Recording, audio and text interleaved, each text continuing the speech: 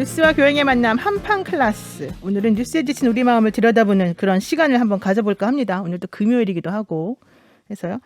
정말 심리학계에서 참 유명하신 분입니다. 명불허전 심리학자 김경일 교수 스튜디오에 모셨습니다. 어서 오세요. 네, 안녕하세요. 네, 안녕하세요. 진 작가님이랑 네, 김성일 네, 소장님. 네. 사실 우리 김경일 교수님은 인지심리학자 중에 독보적인 되게 대중적인 인물이기도 하고 저도 인지심리학 전공이죠 사실은. 네, 그래서 예전에 박사 수료까지 아마 하시지 않으셨나요? 네, 박사 수료 했습니다. 오늘 얘기하시면 되겠네요. 저는 여기 가겠습니다. 어느 날 갑자기 학계를 떠나셨어요. 네, 제가 그때 40원이라고 떠났는데 네. 어쨌든 간에 자 한번 일단 몸풀기 질문 한번 해볼까요? 네. 코로나 블루 때문인 것 같은데 교수님 만나고 싶어하는 분들이 정말 많을 것 같습니다. 많이 바쁘실까요? 이렇게 물어보시나요? 근데 심리학에 예전에 그렇게 큰 관심은 없으셨는데 요즘은 심리학자들이 다 조금씩은 바쁜 것 같아요. 좀 많이 물어보실 게 많은 와가지고 예전에는 좀 잘 안 물어보셨던 좀 사소한 질문도 요즘은 좀 중요하게 생각들을 많이 하시니까요. 그래서 우리 사회가 좀 더 정교해지는 과정에서 이런 것들도 다 관심을 가지게 되시는 게 아닌가 그런 생각이 좀 듭니다. 그렇군요. 이 질문이자 상담인데요. 네. 이 질문지에 적혀 있는 내용은 온화한 미소와 유머를 여유를 어떻게 잃지 않으실 수 있느냐 이렇게 하는데 이제 제 상담을 포함해서 네. 저는 이제 평상시에 이제 기본이 굉장히 무표정하거든요. 근데 기분은 되게 좋은데 네. 그것을 얼굴의 표정까지 드러낼 기운이 없어서 그냥 네, 얼굴은 네. 무표정한 상태로 두는데 그러다 보니까 다른 사람 예를 들어 노영희 변호사님이 저는 좋아서 쳐다봤는데 방송 끝나고 나서 그때 뭐 불편하신 거 있었냐. 그러니까 제가 노려보더라 이런 말씀을 하실 어저께 정도로. 저를 좀 노려보시는 거예요. 나 네. 좀 무서워가지고 말을 저는 못했어요. 네. 말씀을 경청 하나로 쳐다본 건데 이런 무표정은 방법이 없나요? 어떻게 표정을 잘 유지하시는지 그리고 저 같은 사람들은 어떻게 해야 되는지 좀. 예. 저도 이제 다 볼 수 있으니까 요즘 방송을 이 한판 승부를 자주 보고 또 자주 듣는데 표정이 이렇게 다양하지는 않으시더라고요, 소장님께서. 네, 그건 사실 풍부하지 않나요, 표정이? 근데 되게 소장님에 비하면 좀 작가님은 많이 액션도 풍부하신 크고 편이죠. 표정도 네, 네. 맞아요. 근데 뭐 타고난 사람의 제스처나 아니면 그런 표정의 풍부함도 있기도 한데, 근데 조금 그래도 굳이 관련된 연구를 좀 붙여보자면, 그 사회적으로 소진된 분들이 표정이 자기 마음보다 잘 안 나온다는 건 많이 나옵니다. 그러니까 쉬어야 되는구나. 사람을 너무 많이 본다는 거죠. 우리나라가 평균적으로 사람을 너무 많이 보고 너무 많이 만나니까. 나는 히키코모리니까 거의 집에 있거든 혼자. 히키코모리. 네, 하여튼 그래서 사람이 혼자 있는 시간을 많이 안 가지고 너무 사회적으로 이제 접촉량이 많아지면 자기가 웃고 싶은 만큼 자기 정서만큼 표정이 잘 안 나온다는 연구들은 꽤 있어요. 조금 그래서 좀 사람을 좀 적게 만나시는 것도 어떨까라는 생각도 네. 해봐요. 여기 지금 그 정확한 듯 김 소장님 스케줄이 살인적이라고 네, PD님까지 막 이제 거들고 있네요. 야, 이 자리 깔아야 된다 진짜. 그러네요. 그렇네요. 예. 네. 깜짝 놀랐습니다. 제가 독일에서 얘가 유학을 할 때 네, 거기 네. 이제 큰 사고가 나잖아요. 그럼 구조대원들도 있고 거기에 젤렌저로그라 그래서 영혼 관리사라 그래요. 그러니까 심리학자들하고 뭐 신부님, 목사님들 또는 그 정신분석학자 이런 사람들이 같이 붙어서 계속 상담을 해주더라고요. 그러니까 그거는 큰 일을 당하면 구조하던 사람이 나중에 트라우마에 빠진다 그러더라고요. 그렇죠. 와, 저런 것까지 관리해 주는구나. 우리는 사람 구하기 바쁜데. 그래서 아마 우리 사회도 아까 말씀하신 것처럼 좀 정교해지는 것 같죠. 그런 부분에서. 또 독일 말씀을 드려서 또 잠깐 첨언을 하자면 독일이 학자들의 사회적 책무에 대해서 굉장히 강조를 많이 합니다. 네. 그래서 유럽이 조금 더 그런 경향이 강하죠. 미국보다는. 그래서 그렇구나. 그런 사회적 책무가 그런데 뭐 거대한 사회적 움직임이라기보다는 그렇게 일상생활에서 얼마든지 일어날 수 있는 내 이웃에 대한 책임 있죠. 이런 것들을 좀 많이 강조하더라고요. 또 그런 것도 있더라고요. 막 네. 우리 이제 교수님하고 그 비서하고 막 싸웠거든요. 서로 네가 미쳤다, 네가 미쳤다. 그래가지고 결국은 둘이서 그 가요 심리학자한테 가서 누가 미쳤는지 알아보더라고. 결론은 둘 다 미쳤어야겠지만.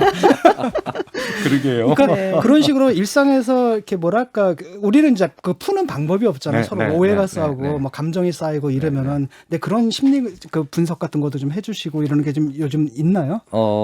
이제 뭐 분석도 하지만 이제 심리학뿐만 아니라 이제 다양한 그런 관련 분야에 있는 분들이 그거를 이제 화를 이렇게 조금 크게 만들지 않고 화가 안 나는 사람은 없거든요. 그러니까 화를 좀 잘 뜯어가지고 잘 관리 가능할 정도로 이렇게 나눠드리는 그런 역할들은 굳이 꼭 심리학자뿐만 아니라 그냥 사람의 마음을 좀 잘 이해하는 사회적 역량인 것 같아요. 네, 요즘 그래서 뭐 많이 방송하시면 이제 또 질문들 많이 받지 않습니까? 사람들이 네, 궁금한 것도 많고 그 중에서 좀 가장 대표적인 질문이라고 하나 사람들이 가장 자주 하는 질문이 뭐예요? 그게 이제 우리 사회의 아픈 부분일 것 같아서. 그렇죠. 네. 제일 많이 하시는 질문 중에 예전에 비해서 예전에 뭐 좀 불안합니다, 우울합니다 이런 건 늘 많이 하시는 질문인데 그런 질문들은 중요하지 않아서가 아니라 늘상 많이 하시는 질문인데요.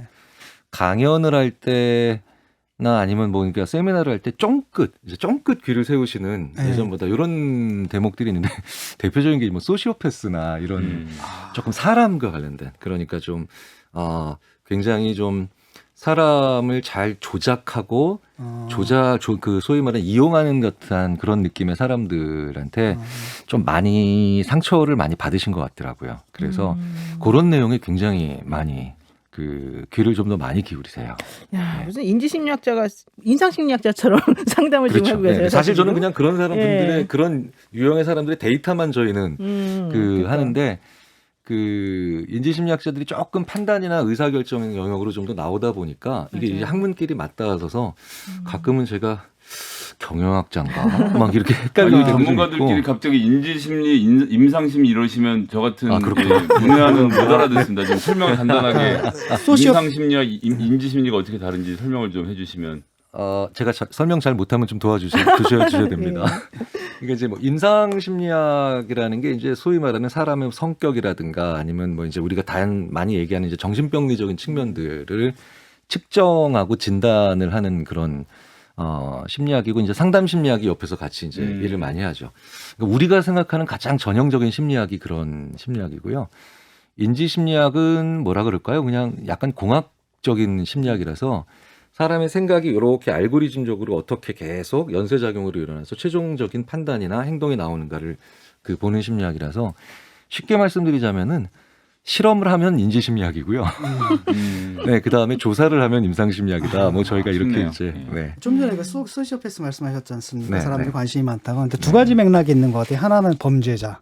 또 하나는 직장 상사. 그렇죠. 네. 지금 두 번째가 또 굉장히 관심이 많죠. 그러니까 되게 인간관계에서 치이고 옛날 같으면 그냥 그걸 운명이라고 참고 살았는데 이제는 그런 시대가 아니다 보니까.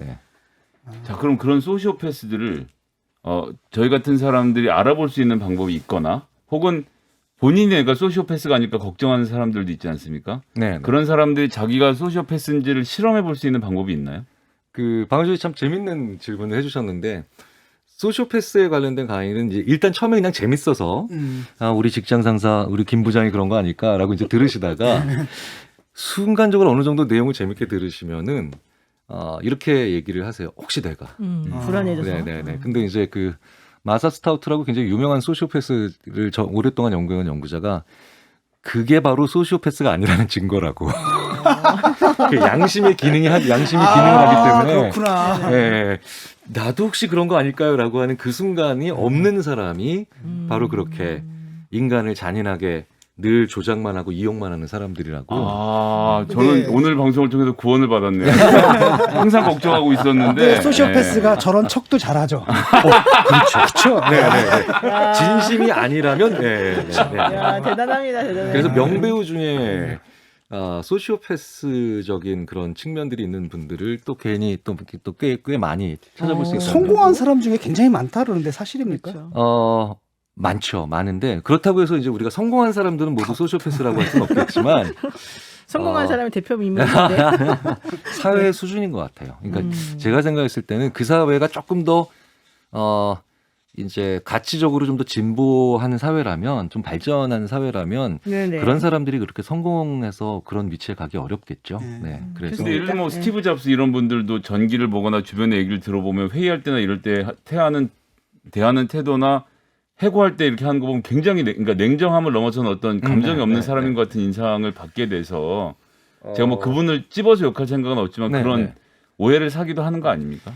근데 타고난 성격이 그러니까 예를 들자면 뭐 미국 대통령을 거의 대부분의 성격을 프로파일링 해보면 사이코패틱하다라는 그 축에 들어가는 그런 그 요인들이 높은 점수가 나오는데 그 사람들이 다 사이코패스는 당연히 아닌데요.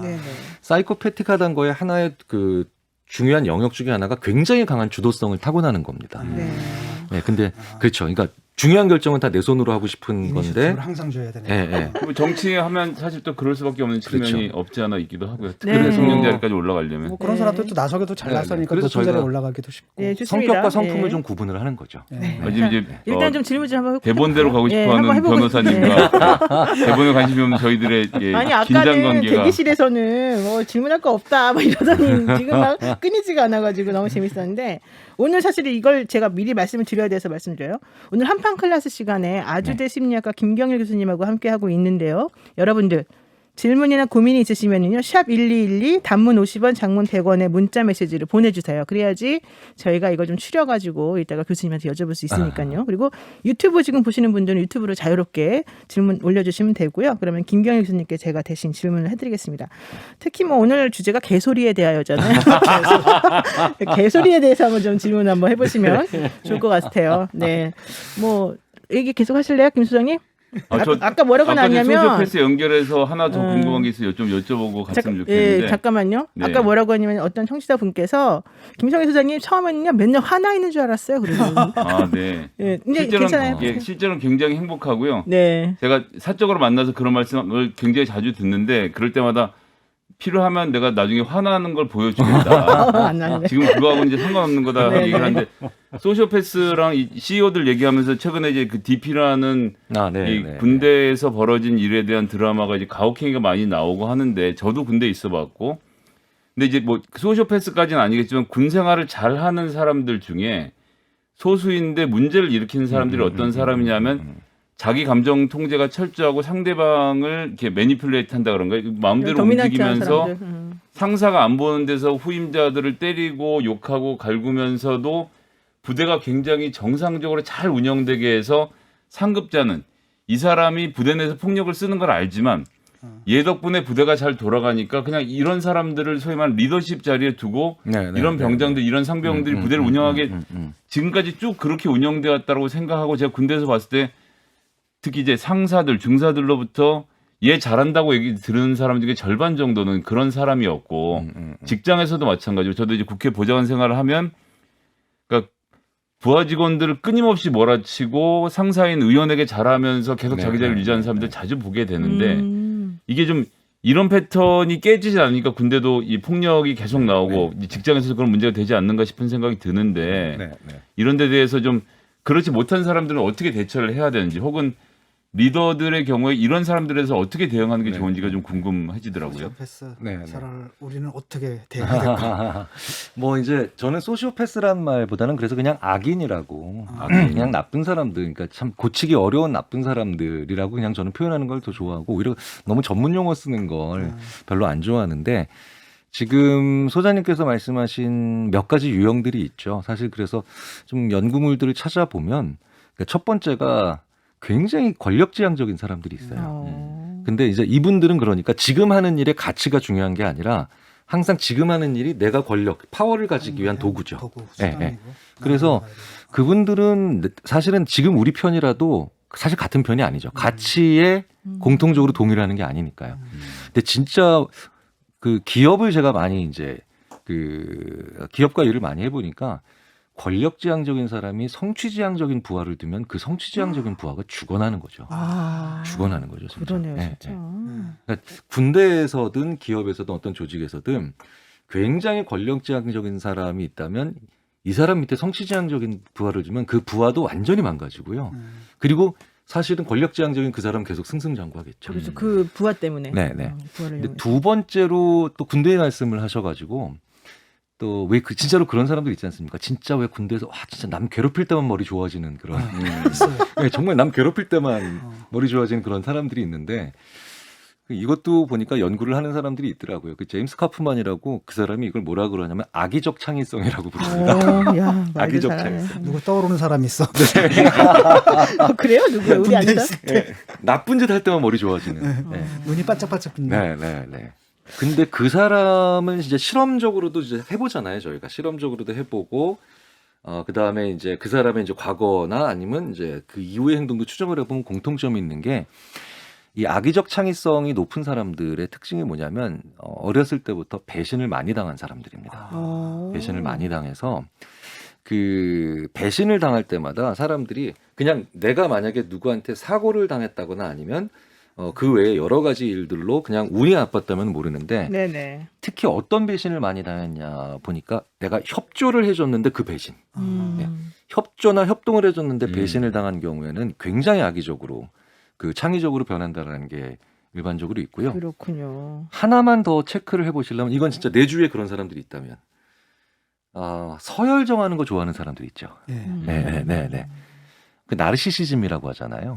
그러니까 나르시시즘인 사람들은 그러니까 보통 이게 자부심이나 아니면 뭐 자존감 이런 좋은 단어를 써서 표현하시는 분들은 상사가 더 일 잘했다며라고 하면 우리가 이런 팀에 우리 팀에 이 친구랑 이렇게 협업을 해서 일이 잘 됐습니다라고 얘기하는 걸 좋아하는데 이 나르시시즘의 가장 안 좋은 폐해가 뭐냐면 그 사람들은 우리 애들은 다 멍청한데 자기만 잘났어. 결국 나 혼자의 그 단독 플레이로 이 일이 잘 됐다라는 게 더 중요합니다. 그러니까 이 사람들은 다른 사람도 잘해서 협동을 해서 어떤 결과가 좋아진다는 게 참을 수 없는 괴로움인데 네. 이 사람들은 또 어떻게 만들어지는가 봤더니 뭐 유럽에서 많이 연구를 했는데 부모의 잘못된 칭찬, 부모의 과도한 칭찬 이런 것들로 이제 약간씩 그 계속해서 이제 그 자아가 너무 이제 그렇죠. 그 돋보이는 것 위주로 가는 것 때문에 이런 네. 사람들이 만들어지는다. 칭찬을 사실로 착각을 해버리는. 그렇죠.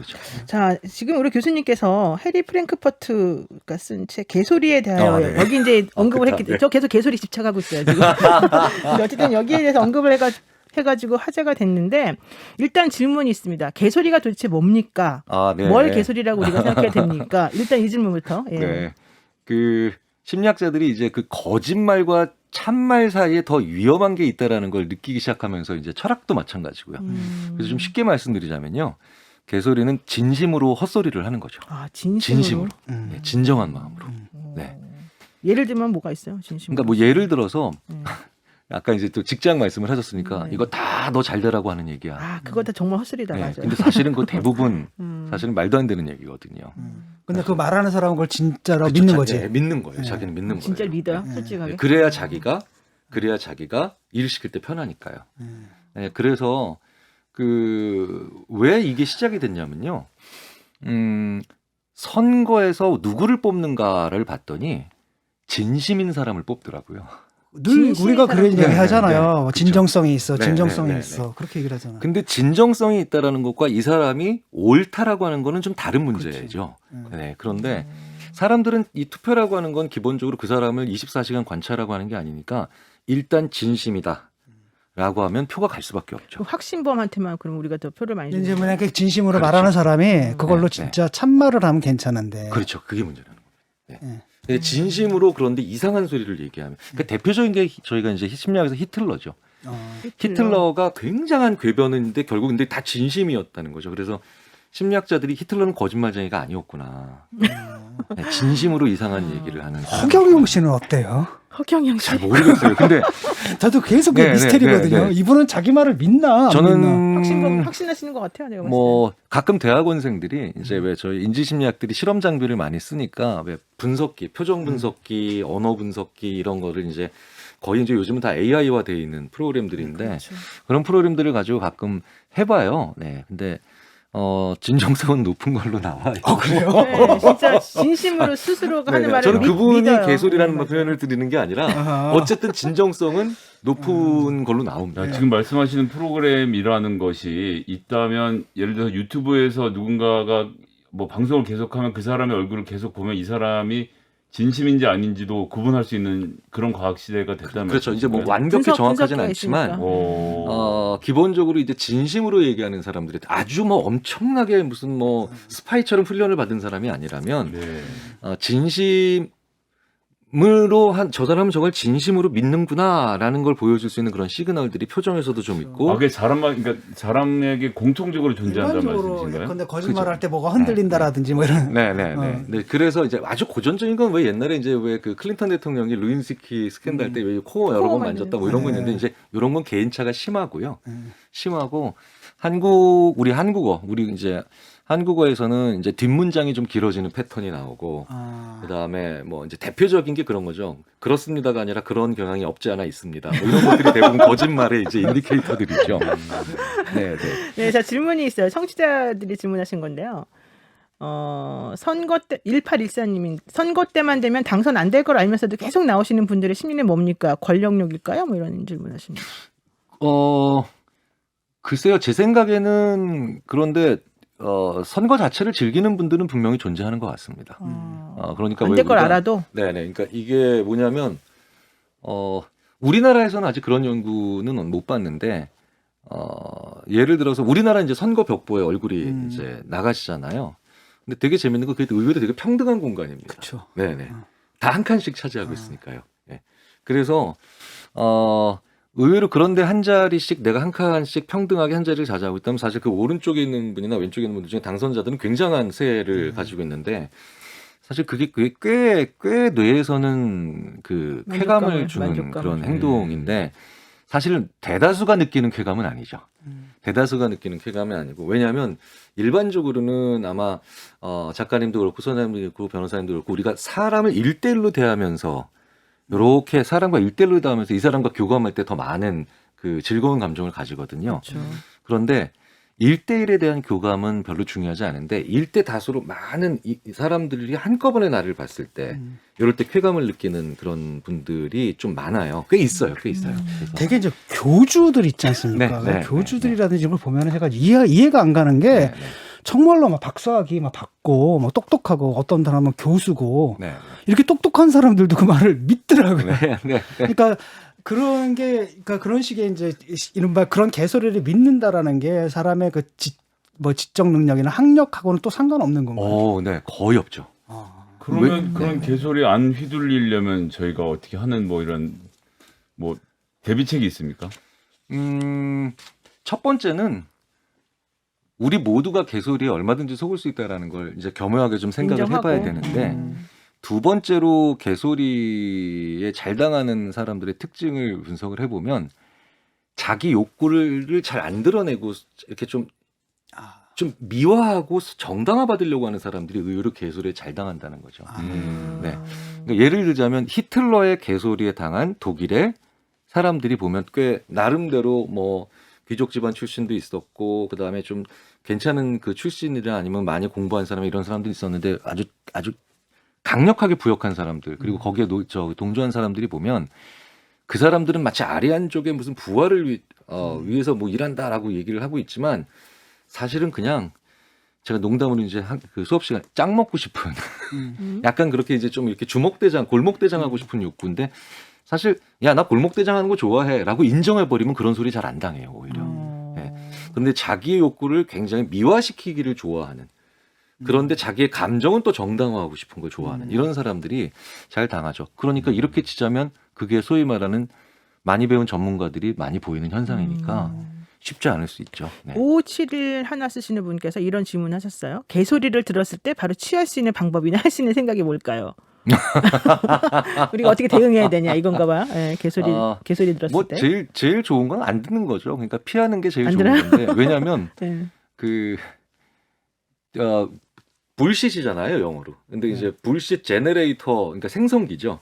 그래서 그냥 버튼을 누르면 이거 실험하기 위해서 원래 만든 건데 뭐 공허한 세상에 나침판은 인생이다. 무슨 말도 안 되는 그런 얘기를 계속 만들어내요. 네. 그런데 대학원생들이 이 실험을 하기 위해서 계속 이 제너레이터로 만들다 보니까 어느 날 갑자기 대학원생들이 이거 말이 되는 것 같은데요.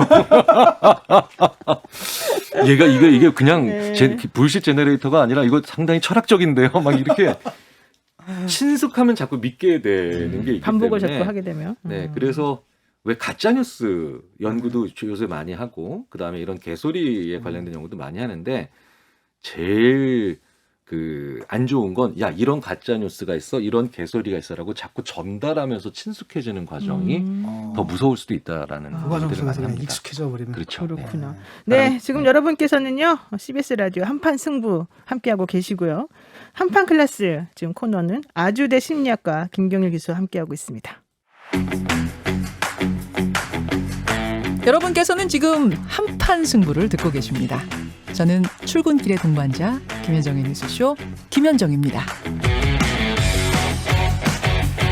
네, 지금 여러분께서는 정말로 CBS 라디오 한판 승부를 듣고 계십니다. 참 한판 클래스 아주대 심리학과 김경애 교수와 함께하고 있는데요. 진 작가님 약간 뭐 질문하고 있으시다고요? 뭐 히틀러 예를 들었는데 요즘은 가끔 그런 생각이 들거든요. 사실 모든 정치인은 조금씩은 히틀러다. 그럼요. 네, 네, 네. 그래서 어느 정도는 네. 네, 네. 그 정치인들의 말 같은 거 들으시면서 네, 네. 그게 어떤 부분에 이제 그 진정성이 느껴진다 이럴 때도 있고 네, 네. 아닐 때도 있는데 좀 어떻습니까? 한국의 정치인들하고 또 미국의 정치인들하고 뭐 좀 보셨을 텐데. 네, 네. 뭐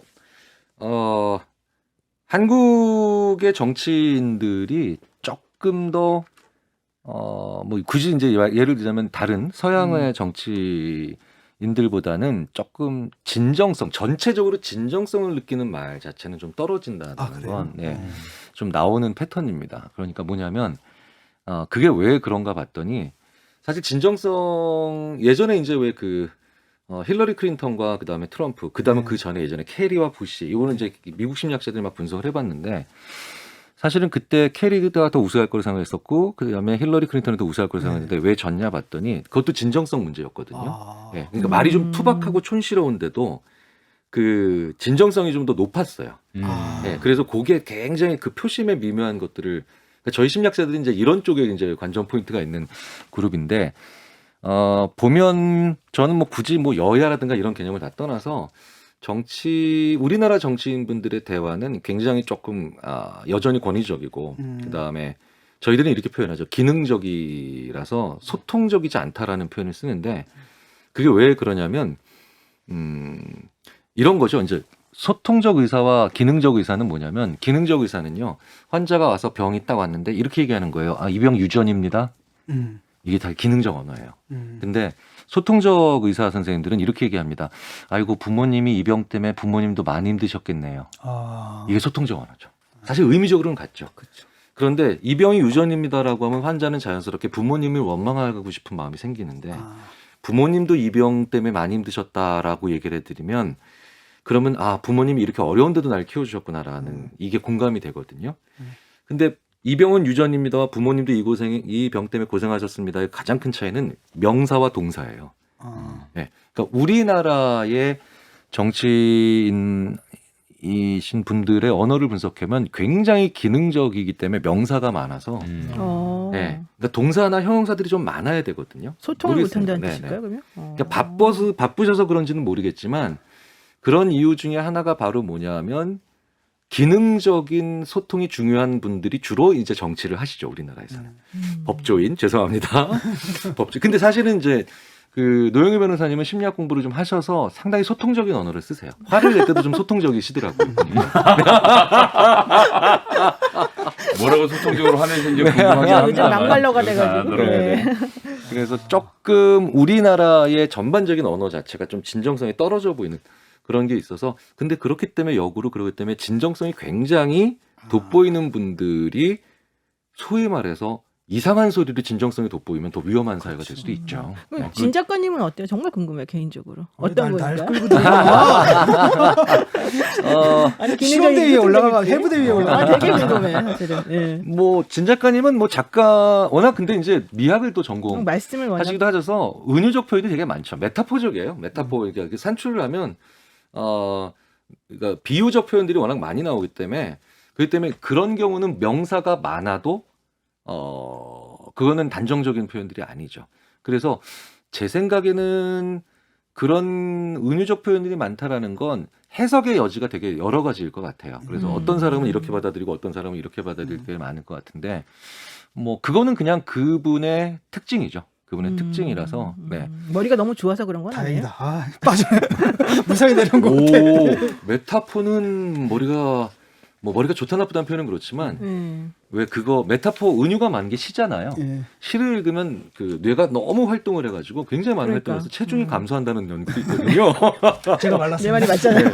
근데 메타포를 읽기만 해도 그런데 만들어낸다. 그러니까요. 그게 그러면 보통 사람은 상당한 못하죠. 에너지죠. 그 제가 시인들 중에 살찐 분이 어디 계시냐? 그리고 농담으로 이제 그런 얘기도 진짜 말씀을 그러네 드리는데. 생각해보니까. 교수님 케이스 스터디를 많이 하셨을 테니까 곤란한 질문이라서 그냥 패스하셔도 되긴 하는데 네. 그렇게 해서 말씀하신 이제 소통적인 의사를 이렇게 말을 할 수 있는 우리나라 정치인 중에 이렇게 눈에 띄신 분들이 좀 있으면 이런 사람이 그런 사람이다라고 예를 들어 주실 수 있는 분이 있을까요? 뭐 여야도 상관없고 옛날 요즘도 상관이 없는데 그냥 어떤 케이스가 있는지 옛날에 노무현 궁금해서. 대통령이 좀 그러지 않았나? 제일 여성적이었어요. 노무현 대통령이. 그러니까 그건 제가 논문도 옛날에 한번 썼거든요. 논문도 썼는데 의외로 제가 여성적이다라는 표현을 썼는데 이걸 갖다가 조금 너무 성에 대한 고정관념으로 받아들이지 않으셨으면 좋겠는데 무슨 뜻일까요? 여성적이라는 게. 네. 의외로 그러니까 조금 더 일상적인 용어, 그치. 중요하고도 아주 굉장히 건조한 주제를 일상적인 보편적인 단어로 표현하시는 경향이 굉장히 많았고요. 전임이었던 박근혜 대통령 굉장히 남성적인 언어는 맞습니다. 남성적인 언어라서 저희도 분석해 보면 깜짝 놀랐죠. 그래서 그런 면에서는 조금 그런 면에서는 좀 뭐라 그럴까 다른 분들과 좀 차별점이 있을 것 같고요. 네네. 그러니까 우리가 보는 외모적인 그런 품이나 아니면은 그런 말투와는 좀 다르죠. 네, 그런 면에서는요. 네, 좋습니다. 뭐 이 얘기하니까 뭐 정말 한도 끝도 없이 얘기가 나오는데 요거 하나는 좀 여쭤보고 넘어갈게요. 다른 주제로. 일단 대선 국면을 지금 앞두고 있어서 정치인들이 지금 말을 엄청나게 많이 하는 시기 아니겠습니까? 그러게요. 그리고 네. 요즘 유튜버들이 또 엄청나게 말을 많이 하고 있는 상황이잖아요. 이 정치 커뮤니케이션이라고 하는 게 사실은 상당히 그래서 좀 부각이 되고 있는 중인 것 같은데 네. 한국의 정치 커뮤니케이션의 속성이 어떤가? 뭐 이런 질문이 좀 들어왔어요. 한국의 이 정치 왜 여기 커뮤니케이션이라는 게 쳐다보죠? 네. 정치에 관련해서 나누는 대화를 네. 말씀하시는 건가요? 그냥 전반적으로 그냥 얘기하고 오가는 대화도 그렇고 네, 논쟁도 네, 네. 그렇고 네, 네. 너무 폭력적이라서. 좀 폭력적이다. 네. 그거는 뭐 저도 뭐 외국 연구자들이 농담을 그렇게 하더라고요. 야, 이 코로나 팬데믹에도 여야가 나눠서 싸울 수 있는 나라는 니들밖에 없다. 얼마나 에너지가 많으면. 외국 사람들이 그렇게 네, 표현해요. 그래서 제가 그 친구들한테 이제 요즘 코로나 때문에 워낙 이제 온라인으로 많이 하니까요. 그래서 제가 이런 얘기를 많이 하죠. 니네 유럽은 정부가 힘을 빼고 시민사회가 강했고 미국이나 일본이나 중국은 정부가 힘을 많이 주고 있고 시민사회가 좀 힘을 많이 뺏겼고 그래서 이 유럽은 그래서 좀 혼란스러운 측면이 있고 미국, 일본, 중국은 항상 왜 은폐론 막 이런 거 있잖아요. 이런 게 이제 얘기 있는데 음모론이. 야, 우리 한국은 전 세계에서 유일하게 정부도 강하고 시민사회도 강하고 가정도 강한 나라야. 이제 이렇게 얘기를 하면서 이제 다 목소리가 큰 나라고. 도처에서 싸움이 안 일어날 수가 없어. 목소리가 워낙 커서 다들. 역동적인 나라라고 제가 말씀을 많이 이제 외국 연구자한테 이렇게 이제 재밌게 얘기를 하는데 참 예민하고 민감할 수가 있겠죠. 근데 저는 정치 얘기를 하면서 서로 각을 세우는 것보다 사실은 그걸 세우고 안 세우고 보다 더 중요한 건 모든 대화는 퇴로가 있어야 되거든요. 그러니까 무슨 얘기냐면 제가 이제 고등학교 동창 얼마 전에도 고등학교 동창 한 되게 친한 30년 지기 친구랑 이제 얘기를 하다가 살짝 정치가 나는데 입장이 다르더라고요. 그럼 사실은 이 정치 얘기에서 사람 모든 대화는 이 대화에서 살짝 좀 힘들다, 좀 각이 있다 싶으면 다른 데로 도망갈 주제들이 있어야 돼요. 도망갈 주제들이 있어야 되는데 이게 싸워야 될 때는 오히려 안 도망가는 게 되게 중요하고요. 그리고 그냥 일상적인 대화에서 우리가 관계를 잘 돈독히 할 때는 도망갈 주제가 있어야 되거든요. 근데 이게 반대로 해요. 굉장히 많은 분들이. 그러니까 예를 들어서 부부 싸움은 그 문제에 집중해야 확전이 안 되거든요. 근데 당신 왜 늦게 술만 마시면 전화를 안 해? 그러면 남편이 그 문제를 다른 데로 자꾸 빼죠. 그러니까 당신 말투는 근데 왜 이래? 그럼 부인이 네 말투도 만만치 않거든. 이렇게 되는 거죠. 근데 사실은 문제에 집중해야 되죠. 오히려 이럴 땐. 당신 말투는 왜 이래? 이러면 이때 내가 말투도 좋으면 내가 천사지. 그러니까 왜 늦었어? 왜 안 받아? 이렇게 되면 이게 거기서 문제가 딱 머물거든요. 근데 일상적인 우리가 얘기를 할 때 정치 얘기는 거기서 그렇게 해결할 만한 딱 그게 아니라 계속해서 그 사람들이 가지고 가는 가치관과 세계관이거든요. 그러니까 그거는 해결이 안 되는 문제이기 때문에 빠져나갈 주제들이 있어야 되는데 그게 주식 얘기로도 빠져나가든가 아니면 뭐 이게 취미, 예술, 문화, 레저가 부족한 사람들이 이게 정치 얘기 한번 딱 들어서 각이 안 받아 떨어지면 이게 헤어나올 방법이 없으니까 그래서 뭔가 좀 취미 생활이나 문화나 공부나 이런 다양한 역사나 이런 다양한 얘기들 이런 것들이 좀 있다면 사실은 조금 힘들 때 도망가거나 사실 도망가는 게 아니죠. 그 대화도 의미 있는 대화니까요. 이게 다시 갔다 오고 다시 갔다 와야 되는데 우리가 뭐 굉장히 잘 아시다시피 우리가 돈, 그다음에 이제 아파트 평수, 네. 그 외에 도망갈 주제가 별로 없는 사회라서 그게 좀 많이 안타깝습니다. 우리 그래서 영국에서는 뭐 그런다 그러더라고요. 막 서로 싸우다가 그 의원들이 그래서 자 그러면 여기 우리가 여기에서 의견이 불일치한다는 데 대해서 동의합니다. 이렇게 끝난다더라고요. 그렇군요. 근데 사실 이제 말 잘하는 사람 혹은 뭐 그 주제 이렇게 물어봤을 때 그 주제를 살짝 비껴가지고 딴 얘기를 해주고 뭔가 좀 분위기를 좀 바꾸는 사람, 자기 주도적으로 만드는 사람, 이런 사람 중에 한 명이 이준석 국민의힘 당대표 아닌가 생각이 들어요. 그분의 그 언어적 패턴이나 이런 분석은 어떻게 해볼 수 있어요? 사실 안 해봤는데요. 한번 안 해보세요. 해봤는데 한번 이제 나중에 다시 불러주시면 해보고 오겠습니다만 네. 화법이 좀 독특하시긴 그러니까. 하더라고요. 네. 화법이 좀 독특하시긴 한데 그래서 굉장히 능수능란하구나라고 느낄 때도 있고요. 근데 어떨 의외로. 때는 저 말을 잘못하시면 궤변이 될 수도 있을 텐데라고 느껴질 때도 있어서 논리학적으로 보면 이게 논점 이탈에 네, 오르라고 네, 하거든요. 논점을 잘 그거를 아주 흐리는 기술적으로 잘 경향이 있어요. 사용해서 네네. 그러니까 사실 심리학에서 많이 연구되고 실제로도 굳이 심리학이 아니라도 많이 우리가 확인할 수 있는 게 그 사람의 역량에 기반한 기술이 항상 그 사람의 가장 치명적인 약점이 될 수 네, 있다. 약점이 되거나 아니면 자기한테 돌아오는 화살이 있거든요. 그래서 잘 피해 다니는 사람이 결국은 피해가다가 무언가에 부딪히는 것처럼 뭐 굳이 제가 조언을 한마디 드린다면 그러니까 일단은 그런 문제가 있을 때는 한번 집중을 먼저 하시고 그다음에 살짝 가보시는 게 어떨까라는 네, 생각도 한번 해봅니다. 네. 자 이제 우리 이제 정치 얘기 그만하고 이제 네, 돈 네, 얘기, 네, 주식 네. 얘기를 지금 땀이 한번. 너무 나가지고 네. 제가 지금 지긋하게 넘어갈게요. 얘기니까. 네. 아니 자. 요즘 그 비트코인 뭐 네, 또 네. 가상화폐 뭐 이런 거 있지 않습니까? 근데 옛날에는 그랬거든요. 벼락부자란 말이 있었는데 네. 벼락 거지가 있어요. 벼락거지. 네, 거지더라고요. 네, 네. 네. 이게 이제 뭐가 완전 히 세상 전도된 것 같다는 느낌이 들거든요. 네, 네, 그런 네. 심리는 젊은이들이 특히 그런 심리가 강한 것 같은데 어디서 오는 겁니까? 그러니까 예전에는 이게 쳐다보면서 저쪽으로 가야지라고 하는 욕구가 많이 생겼죠. 근데 그걸 이제 접근하려고 하는 접근 동기라고 하는데 요즘은 나만 있고 얘가 올라갔네라고 하니까 내가 내려간 것 같은 그런 느낌이죠. 그래서 제일 중요한 건 한 시대도 그렇고 그 사회도 그렇고 일단은 성공한 사람이 아닌 평범한 사람들이 패자가 아니어야 되는데 그렇죠. 지금은 성공한 사람들을 보면서 자꾸 이게 전반적인 굉장히 많은 사람들이 패자처럼 느껴지는 그런 느낌이 있죠. 물론 이제 그것도 SNS도 워낙 이제 다양하게 맞아. 많이 기능을 하기도 옛날에 하고요. 잘 살아도 그냥 모르고 살면 됐는데 그렇죠, 그렇죠. 막 완전 네, 네. 호텔에서 막 이러고 살고 그렇죠. 난 네, 뭐야. 네, 네. 상대적 박탈감이 너무 그렇죠. 심해서. 그래서 저는 오히려 잘 부러워하는 문화를 좀 네 스스로 삶에 가져봐라라고 학생들한테 조언을 해줍니다. 그러니까 잘 뭐냐면 부러워하는 마음. 이게 부러워하면 지는 거다라고 얘기를 많이 하거든요. 근데 이게 부러워하는 거랑 질투랑은 좀 다른 게 질투는 뭐냐면 내가 가지지 않은 능력을 A를 혹은 그 자산을 내 친구가 가지고 있으면 질투는 걔도 이제 안 갖게 만들고 싶은 거고요. 그러니까 부러운 건 나도 그걸 가지고 싶은 거죠. 네. 그래서 조금 부러워하는 거가 조금 더 나한테 도움이 되고 질투는 정말 그러니까 질투하면 지는 건데 질투는 나의 힘 이런 것도 있는데 네, 그거 네, 안 네. 좋은가 보다. 그러니까 그러다 네. 보니까 자꾸 어떻게 되냐면 나도 저렇게 돼야지 혹은 나도 저런 뭔가를 이루어야지라는 게 아니라 자꾸 이렇게 쟤는 없는 거, 예, 쟤는 없는 것 쪽으로 자꾸 가다 보니까 뭐 예를 들어서 이제 주식의 투자 방법도 그렇고 이제 이런 가상화폐에 관련된 것도 그렇고 다 이런 겁니다. 저놈은 모르고 있겠지. 쟤는 안 하겠지. 근데 그게 다시 또 다 많은 분들이 하게 되잖아요. 네. 많은 분들이 하게 되면 다시 또 다른 사람들이 안 하는 거 가면서 계속 전문가들도 모르는 그런 내용들로 자꾸 이제 들어가는 경우들이 많은데 조금 이런 얘기를 합니다. 저는 굉장히 얼마 전에 인상 깊게 들었던 얘기가 이제 제 학교 선배시기도 한데 홍익대학교 건축학과 유현준 교수가 이런 얘기를 하시더라고요. 우리나라에 아파트가 많은 게 문제가 아니라 아파트가 너무 획일화되어 있는 게 문제라고. 그러니까 아파트가 그냥 화폐처럼 돼버린 거죠.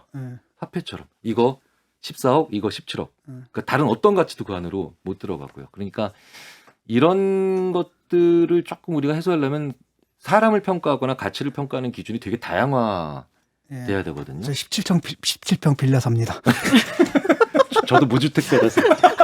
저도 이제 요즘 이제 소위 말하는 관찰 예능이라 그래서 많은 연예인들 아파트를 뭐 젊은 사람들 성공한 사람까지 다 보여주는데 너무 잘 살던데 아파트 구조가 다들. 다 똑같고 소파 있고 반대편에 텔레비전 있고 네, 다만 네. 이 간격이 얼마나 떨어져 있는가와 음. 어디에 있는가 이것만 다르고 너무 정말 너무 획일화되어 있는 공간에서 살고 있구나. 아무리 부자라도 그냥 압구정동에 있는 조금 넓은 아파트 뭐 이렇게 되어 있으니까 지금 말씀하신 대로 화폐로서 느껴지는 것처럼 딱 그런 확일화된 공간만 딱 바라보고 사는 것 같아 좀 문제가 아닌가. 모든 사람들이 그런 공간에서 살기만 원한다는 이 자체가 좀 전 되게 이상하게 느껴졌습니다. 네. 그래서 참 안타깝죠. 안타까운데 근데 굉장히 몸부림치고 있습니다. 우리의 젊은이들 뭐 젊은이들이라고 이렇게 뭐 제가 뭐 한꺼번에 묶인 적 그렇지만 여전히 어떤 세대든 거기서 해결되지 않으려고 굉장히 노력을 하는 그런 분들은 굉장히 늘 나오거든요. 그래서 저는 그런 것만 있으면 좋겠어요. 그러니까 그렇게 나는 획일화되지 않을 거야. 나는 좀 다양한 가치를 저는 다른 가치를 추구할 거야. 사실 그 사람들에 대한 인정이나 아니면 뭐 배려라든가 이런 것들이 좀 많아졌으면 좋겠습니다. 그러니까 획일화되고 싶은 사람들은 그냥 획일화되면 되지 않을까 싶어요. 자, 네. 그렇게 몸부림치다 마음 아픈 일을 당하신 청취자 7517님 갖고 있는 주식이 폭락하면 어떤 마음가짐을 가져야 하나요? 도와주세요. 도와주세요라는 말이 너무 절박하게 들렸습니다. 네. 이제 가지고 있던 주식이 폭락하면 어떤 마음을 가져가야 되나 이 주신 질문을 제가 잠시 추론을 하면 저 주신 질문 자체가 바로 그러니까 계란을 한 바구니에 안 담았다라는 뜻으로 해석을 할 수밖에 없을 것 같은데요. 제가 이제 계란을 한 바구니에 담지 말라는 얘기를 우린 당연히 리스크 관리한다. 네. 네, 이렇게 얘기를 하잖아요. 근데 굉장히 독특하게도 저랑 친한 이제 국내외 연구자들이랑 얘기를 해보면 계란을 한 바구니에 담지 말고 여러 바구니에 담으면 그만큼 여러 번 세상을 다른 각도로 보는 게 생기는 거죠. 그러니까 리스크 관리만 때문이 아니라 계란을 여러 바구니에 담아서 세상을 이 각도로도 보고 이 기업의 눈으로도 보고 이 기업의 시총도 들여다보면서 이게 더 많이 세상에 대해서 공부를 하고 관점을 가지게 되거든요. 네네. 그래서 그 폭락이라는 말을 쓰셨다기 때문에 이제 이게 지금 되게 속상하실 것 같은데 일단은 뭐 잊어버려야죠. 이건 뭐 제가 어떻게. 방법이 없죠. 제가 위로해드릴 방법은 없는데 방법이 없죠. 하나 추천드리고 싶은 거는 오늘 그러니까 이게 저 때의 뇌가 누구한테 맞은 뇌랑 비슷합니다. 그러니까 뇌에서는 이게 누가 딱 세게 맞은 이게 누구한테 막 둔기로 맞은 것처럼 지금 고통스러우실 거거든요. 만화가 진짜구나 그러니까. 그러네. 청취자 2452님이 이런 질문하셨습니다. 저는 주식 중독에 빠진 것 같아요. 주식 투자를 시작한 이후에 적이 없어요.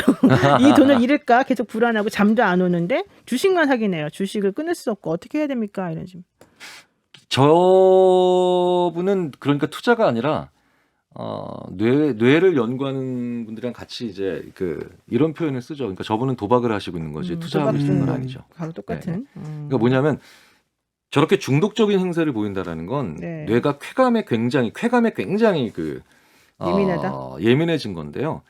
투자하는 뇌는 머리를 많이 써요. 근데 도박하는 뇌는 좀 정지돼 있죠. 머리는 의외로 안 씁니다. 그리고 근데 쾌감은 계속 기다리고 있어요.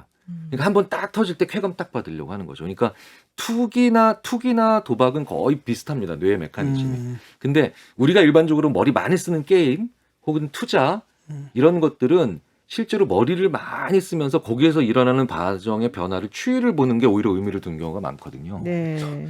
저는 아까 부러워한다는 말씀을 하셨잖아요. 근데 저는 이것도 좀 문제가 아닌가? 나는 질투도 없지만 부러움 자체가 없거든요. 그러니까 돈 많이 번 사람이 있으면 외계인이야. 쟤는 저런 거고 뭐 이런 거. 그냥 정우성은 좀 부럽더라고요. 부러운 사람이 없어요, 그러면? 그거 외에는 사실은 그러니까 부러운 게 없어요. 근데 이것도 약간 뭐랄까 삶의 추동력이라든지. 예컨대 은행에 가면 뭐 이것도 하고 저것도 하고 이게 수익률이 없고 자산관리 어쩌저쩌는데 그냥 저는 그냥 예금이요. 이렇게 얘기하거든요. 그러니까 이거 뭐 가지고 오르고 내리고 이거에 대한 욕망도 없고. 아니 뭐 그것 자체가 당연히 문제는 아니죠. 그렇죠. 문제는 아닌데 이 부러움이라고 하는 것이 삶의 방식이나 아니면 안 해본 일을 하게 만드는 되게 중요한 에너지인 것 같습니다. 그런데 내가 원래 이건 나의 본업이고 이건 나의 천직이야 라고 하는 거를 계속하게 만드는 데는 뭐 그렇게 연관성이 높은 에너지인 것 같지는 않아요. 그래서 그 부럽다라고 하는 걸 제가 농담으로 이제 거의 국민 전체가 쫙 빨아낸 친구들이 있어 그게 일본 사람들이야 라고 하면서 제가 농담으로 그러니까 일본 분들이 하던 일을 계속 오래 하고 그다음에 이제 계속해서 그 일을 심지어 대를 이어서 하는 것도 이제 그런 메커니즘이 아니냐라는 토착예고가 얘기를 하는데. 많네. 아니 잠깐만요. 와, 여기서 이렇게. 아니, 잠깐만 이러시면 다음 날 이제 또 김경일 교수. 네, 자, 되게 중요한 말이네요. 토착이고. 네. 자, 그런데요. 지금 시간이 한 2분 정도 이제 남았는데. 이제 벌써. 네, 벌써 이렇게 시간이 됐어요. 자, 적정한 삶이 행복의 열쇠라고 이제 말씀을 보통 하시는 걸로 알아요, 제가. 적정한 삶이 도대체 뭐냐. 요즘 네, MZ 네, 세대는 네. 갓생이라는 말이 유행한다는데 네, 그것도 네. 뭐 적정한 삶에 들어가는 거냐. 뭐 이런 질문 한번 하면서 마무리 한번 해볼까요? 왜 제가 이제 그런 질문을 받을 때마다 이 무책임한 제목으로 이제 책을 써놓고 가끔 이제 이런 질문을 받을 때마다 제가 이제 또 이제 도망가는 데가 이제 마이클 샌델이죠. 마이클 샌델이 죽어라 얘기해놓고 결국 정의가 무엇인지 매일매일 고민하는 게 네. 그게 정의의 가장 중요한 측면이다라고 했는데 사실은 우리 삶에서 저는 원칙이라는 것이 과연 이렇게 다변화된 사회에서 그렇게 잘 지켜질 수 있는가. 그러니까 지금 이 순간에 뭐가 제일 적절한가를 매일매일 고민하고 그리고 어디까지가 가장 좋은 건가를 매일매일 그때그때마다 고민한 사람이 그 고민을 한 수십 년쯤 하면 사실 어느 순간 상당히 많은 판단의 체계를 가질 수 있어서 원숙해지는 게 그거거든요. 그러니까 우리 사회도 그렇고 개인도 그렇고 고민해야 될 때 고민하지 않고 자꾸 넘어가 버리니까 나중에 획일화되거나 아니면 단순한 원칙을 자꾸 만들어서 사람들이 그걸로 인해서 고생하는 게 되게 많거든요. 그래서 아령을 하루에 10개씩 들으면 잔근육이 생겨서 튼튼해지는 것처럼 이런 것에 대해서 내 삶의 적정함은 뭔가를 매일매일 조금씩 고민해보자 라는 뜻에서 제가 이제 그런 적정한 삶에 대한 이야기들을 좀 드리죠. 그렇군요. 네, 두 분이 이제 마지막으로 질문할 기회를 드리겠습니다. 확실히 그 판단이라는 게 사실 굉장한 능력 내지는 실력 내지는 연습 훈련 이게 좀 필요하다라는 느낌이 좀 많이 들어요. 지금 말씀을 들으니까 사실은 우리는 그냥 판단이라는 걸 잘 안 하잖아요. 그냥 막 싸우든지 아니면 이거야. 네. 근데 이게 매사 이것을 딱 그 순간에 그 시점에 그 조건 그 맥락에서 맞는 올바른 결정을 내리는 거 이게 참 중요한 것 같습니다. 아 그럼요. 네. 사실 질문이 이제 아니라 사회적 답이구나. 안전망도 안 깔려 있고 이제 넘어지면 끝장이라는 생각이 들어서 되게 열심히 살 수밖에 없는 우리 청년들에게 한마디 짧게 좀 조언을 해주신다면. 조금 언제까지 뭐뭐 한다라는 데드라인에 너무 노예가 되지 않으셨으면 좋겠어요. 그러니까 제가 보면 나 20몇 살 때까지 뭐 한다 이런 게 별로 안 좋고 나는 어떤 능력을 가진다 이런 게 더 좋은 질적인 측면이 더 좋은 것 같습니다. 그렇군요. 네, 한판 클래스 오늘은 아주대학교 심리학과 김경일 교수와 얘기 나눴습니다. 고맙습니다. 감사합니다.